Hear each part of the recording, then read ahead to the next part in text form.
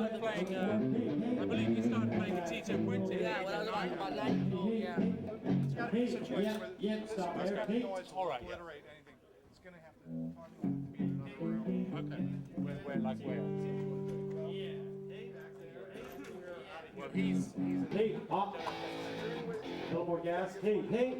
Yep, two. Yep. A little bit more of that high mid cut. Hey, yep, yep. Here, maybe it's a little lower. Hey, hey. 125, 1K. Chop it, maybe a couple dB. Yeah, you got it. Hey, yep.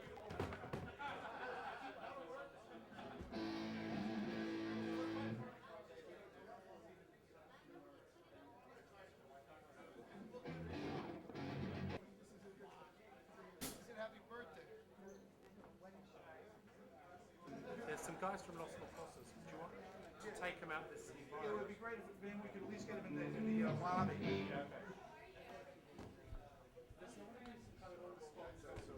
Bill, we're going to do some interviews in the lobby. Yeah, it's heavy. This music's heavy. Tell me, you guys are like riding the new wave of what I call Mission New Urban Rock or New Urban Latin Rock. Tell me a bit about what inspired you guys to get started and all that kind of stuff. Well, when we were, Introduce yourself. I'm Victor Castro from Los Mocosos, I'm Gabriel Sandino from Los Mocosos, the guitars.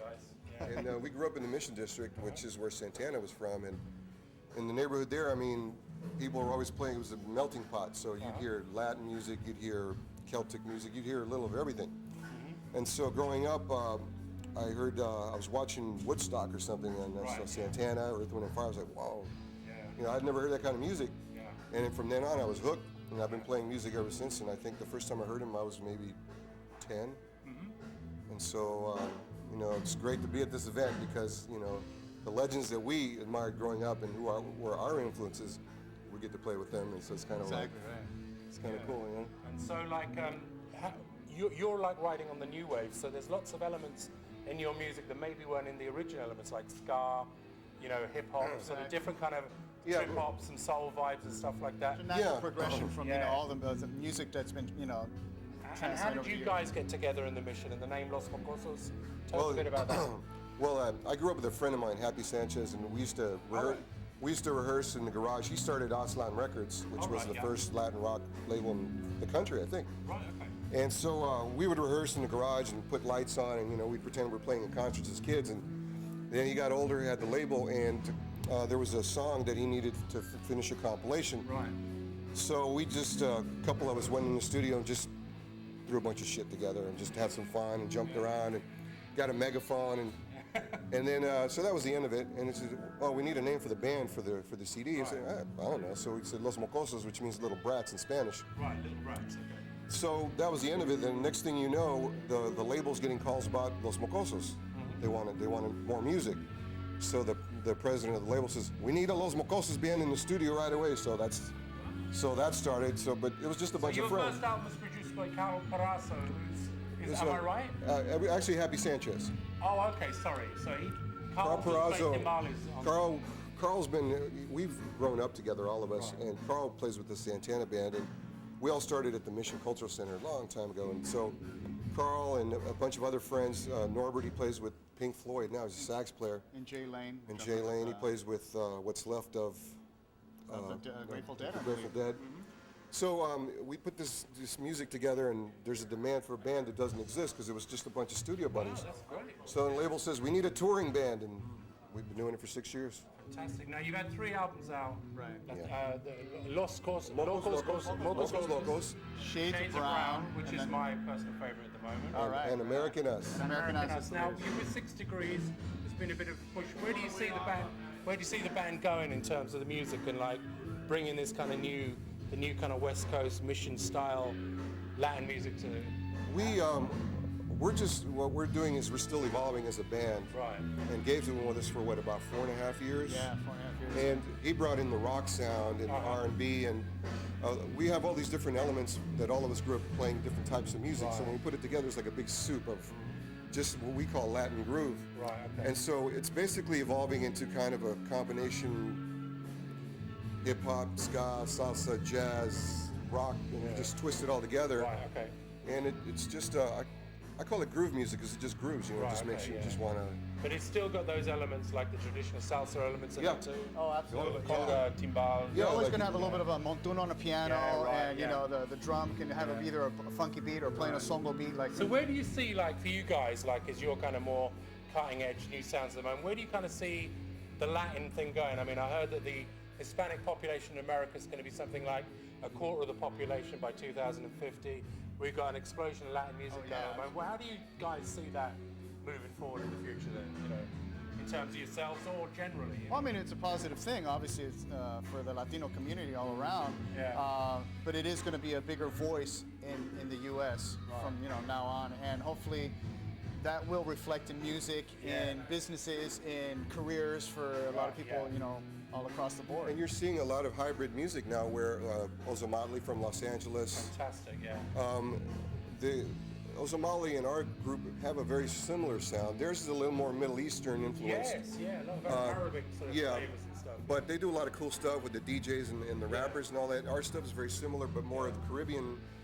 And but there's a lot of other groups, like in Los Angeles, there's people doing hip hop with banda music, which traditionally would never, but because of all the different influences, kids listening to banda and hip hop, and so kids are getting more creative and trying to just blend all these different styles. And it's just the evolution of Latin music right now. Is there another wave in the mission coming up behind you guys that you're aware of at the moment? Like some nine-year-old kid who's like giving it the big one at the moment on timbales, or Actually, the Mission Cultural Center, which is where I started, and a lot of Carl Browser from Santana, and a lot of other heavy musicians, and Gabe used to hang out. And we did a show with Cachao, I heard about that. A big Cuban legend, and there was a band that opened up. It was a bunch of students from the neighborhood, and John Calloway is the instructor. These kids, this kid is the next Tito Puente. He was like 12 years old, but he was just timbale player? Incredible. Yeah, he was really the whole band, just he kids was so that advanced just for his age. Yeah, That's it's really incredible. It's really good to know that it's just a constantly evolving situation. Well, the thing about the neighborhood is that it's still a melting pot. It did get gentrified and people did move away. But Barrio Mi Loco. Mi Barrio Loco. Yeah, I know. But the gentrification did chase a lot of people away, but there's a lot of kids still in the neighborhood, and the cultural center there offers a lot of classes and a lot of different media. And these kids are just, that's their outlet. They go there after school and they just, put their heart and soul to the music. Really And good to hear. Thank you very much, guys. Thank you. Fantastic. Thank you. Pleasure being here, man. Yeah. Pleasure meeting you guys. Are we going to get one of these soon? Yeah, you'll get one. All right. I need to hang it. That's the last copy I got. There's 700 have been delivered here today. Yeah, they're on the sidewalk. Yeah, well, somebody's looking after them. Yeah. Okay. And I'm just leaving them out there for somebody In a different neighborhood, we would have been. somebody come and fucking lift them, you know what I mean? That's fine. Thanks a lot. That's kind of that one, I think, really. Thanks a lot, guys. Back to work. Come on, guys. Make out like you know each other. Make out like you know each other. You got it. Hey. Mike, let me go get mine. Wait. Neil, if I could get you and Cheppy just to kind of do a kind of on the hoofer. You two guys are kind of like been there from the beginning. Look at that handsome guy. Look at how skinny he was. Look at that. Look at that. No wonder all the gringos, they used to go crazy. Look, that's the man. Chepito's 14 inches. Hey, that's the one who made that wetback. Listen, photo con tú y Neal, okay? Can I get a picture with you, Neal, and you too, Jim? Yeah, okay, Come yeah. on, right here. All right, why not? Come on. Oye, Chepito, mira ahí. Mira. Viva Fidel Castro. Viva Fidel Castro. Okay, do you guys, Cheppy, do you and Neil just want to say we're going to film like a little interview with you here just to talk about the early days of Santana. You guys are the vanguard of all that.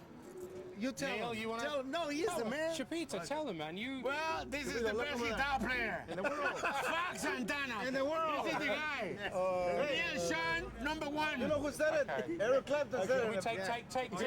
Can we do a take two on that? You know who said it? Eric Clapton said it, Chepito. And if he says it, I believe You it. know what I Eric said? Clapton acknowledge you. You owe me a drink, motherfucker. Chepito, can I just ask you a question? Your style, you developed. Hey, excuse me, man. Hang on. You developed your style early on in Nicaragua. Can you tell us a bit about your style of drumming, Cheppy? Well, it's my own style. I create my own thing. I don't listen to nobody. I create that sound. Yeah, because your sound was very important in this whole Mission District Yeah, Latin thing. they didn't have that song in the United States until I got here. Right, okay. And I came with no paper, like Carlos. Okay, don't run off. Don't mention Carlos, man. Neal Schon, you joined the Santana band at a very young age. You came along and jammed while the Abraxas album was happening at the time. Can you tell us a bit about just that time, how it felt for you being a teenager from San Mateo, I believe, Right. from the peninsula? Well, you know, I was a teenager. That's what it felt like. It felt like I was in a big man's world and a teenager, you know, and, you know, I'd practiced a lot of guitar, and I guess it paid off, and I landed myself a great gig with these guys, and it was a great experience, you know, to play all the different types of music with these guys. They completely opened me up, you know, my mind up to different types of music that I had never played before. I was basically a blues guitar player. Started out playing blues and listening to a lot of jazz and all kinds of stuff. And when I joined these guys, you know, it was like, you know, okay, here's Cuban rhythms, here's African rhythms, here's Latin rhythms. Yeah, and I was right, like, wow. You know? Your style was very, very intense, very wild. How did you develop that kind of was that as a direct result You know, I of did joining like the band? Or what? most kids did. I, you know, listened to who I liked and sort of stole everything that I did like and threw it in a pot of soup, and that's what you get. Yeah, right. Yeah. Fantastic, man. And obviously you and Gregg went on to form Journey with Herbie Herbert later on. And how would you say that music scene seemed then compared to how it does now? We're living in much more corporate times. You mean the beginning of Journey? Is that what Yeah, you're the thinking kind of early days after the Santana thing. Cause, you know, it was great music, and I think really it was a bit ahead of time. And I seem to have that problem a lot. You know, my stuff catches on like years after it comes out. And it's like not so much with you know the more popular Journey stuff. Since you know Perry came into the band, but the earlier stuff was definitely we were like a jam band. We're one of the original jam bands from San Francisco. And everybody looked at us, I think, like we were like, you know, the Dead on steroids. Yeah, right. Yeah. Not on helium then. No, but we were one of like the original Fish type bands that, you know, it was very high octane jamming. You know, a lot of improvisation and not so much formatted. Yeah, sure. Yeah. Okay. We can maybe. Can I ask a question? So what does it mean to you tonight to be here, to be with your old friends and to do this? Well, it's going to be great. That's why I'm here, you know.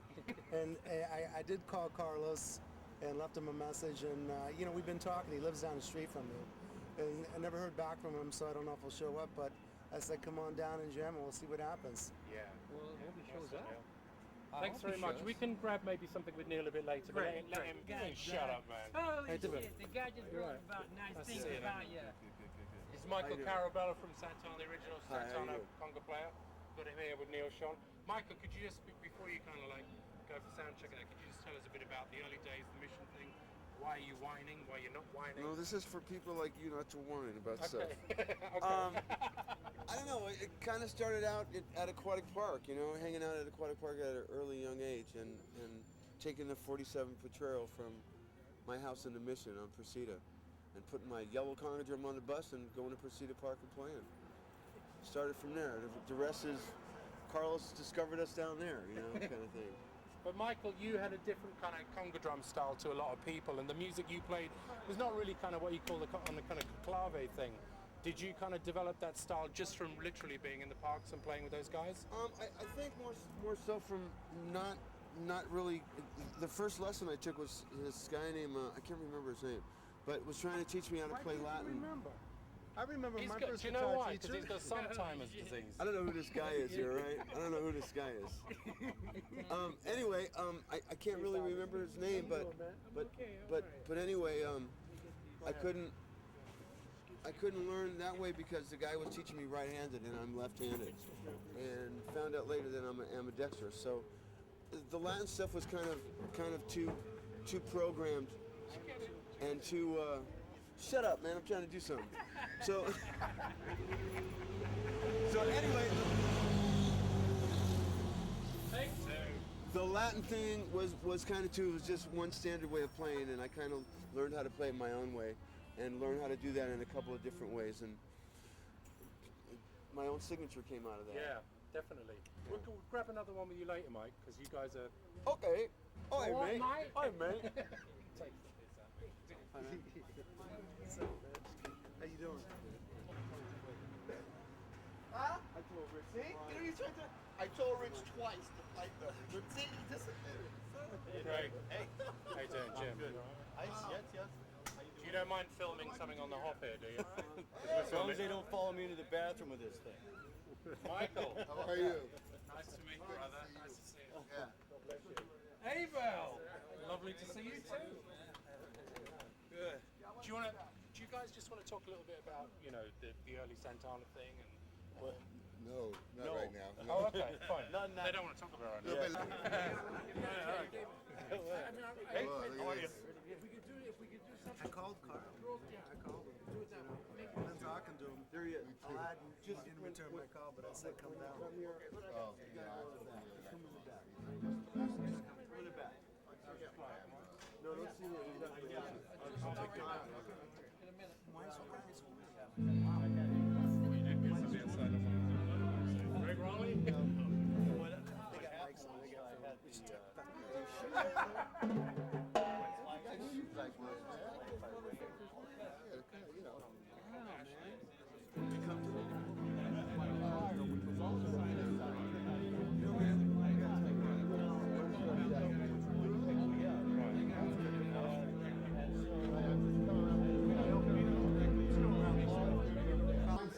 Thank you, sir. You're a good man.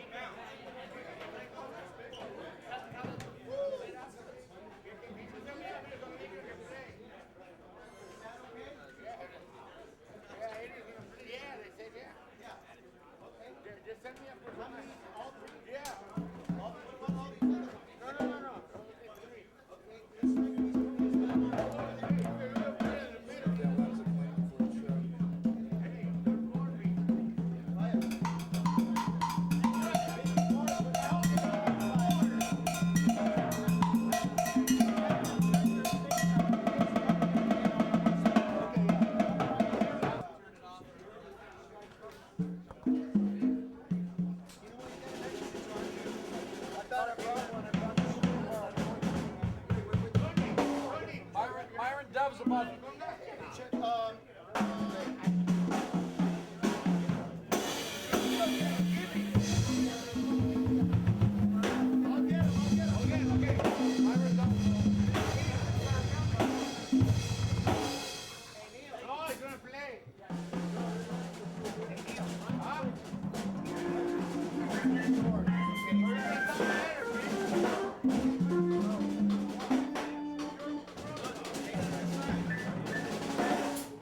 Hey guys, Myron Dove stuck in traffic at the moment. It's a little bit late. Thank you. Myron Dove stuck in traffic, is a little bit late. Should be here in a quarter of an hour.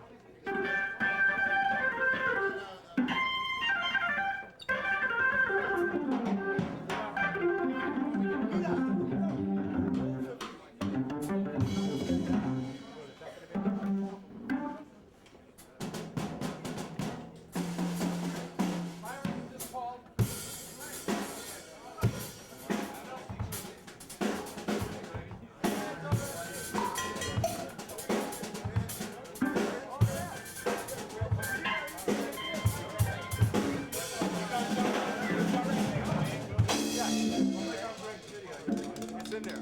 Any particular date, the date of the thing, or just videos?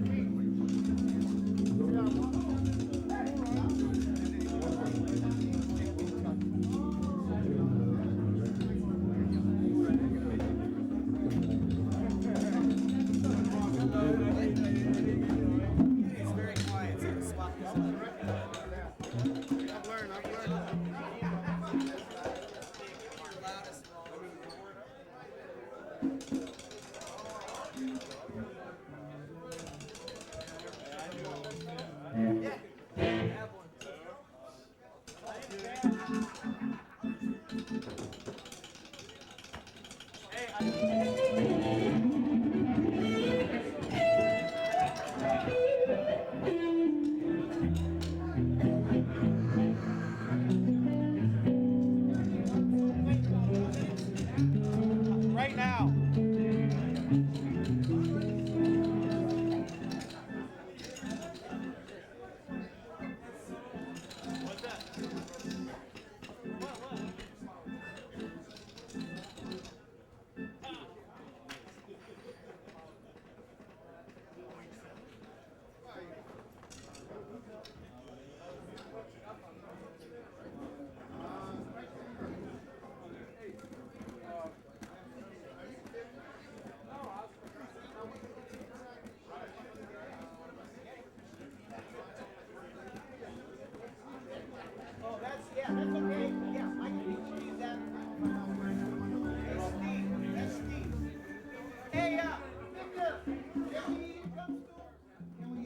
Stool for Steve's keyboard for Michael.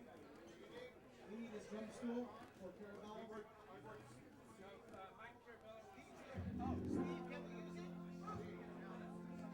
Can we use your drum stool for Michael? Thanks, Steve.